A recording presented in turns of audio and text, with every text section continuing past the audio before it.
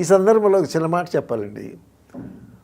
మేము సంపూర్ణ రామాయణం చేసేటప్పుడు శోభన్ బాబు గారు సెట్కి వచ్చేటప్పుడు ఆయనకి ఇక్కడ చేతి మీద చిన్న రప్చర్ అయింది, చిన్న పుండులాగా. అయితే మేము అడిగాము, అన్నగారు ఏంటి ఇక్కడ పుండైంది ఏంటి అని అంటే ఆయన ఒక షూటింగ్కి వెళ్ళాడంట, ఏమైనా ఉమెన్స్ కాలేజ్ దగ్గర షూటింగ్కి. శోభన్ బాబు గారు అందగాడు సొగ్గాడు, అమ్మాయిలు అందరూ వచ్చి ఆటోగ్రాఫర్ అడిగారంట. ఒక అమ్మాయి గట్టిగా చేయి పట్టుకుందంట, ఆ గోరు గుచ్చుకుంది.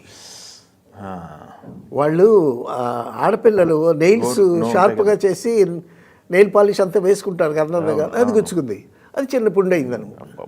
సో శోభన్ బాబు గారు షూటింగ్ వచ్చేటప్పుడు మేము పుండు రాముడు అనేవాళ్ళు.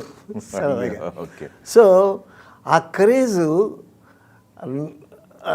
అలాగే ఉండేది ఎండమూరి వీరేంద్ర గారికి, అటువంటి క్రేజు.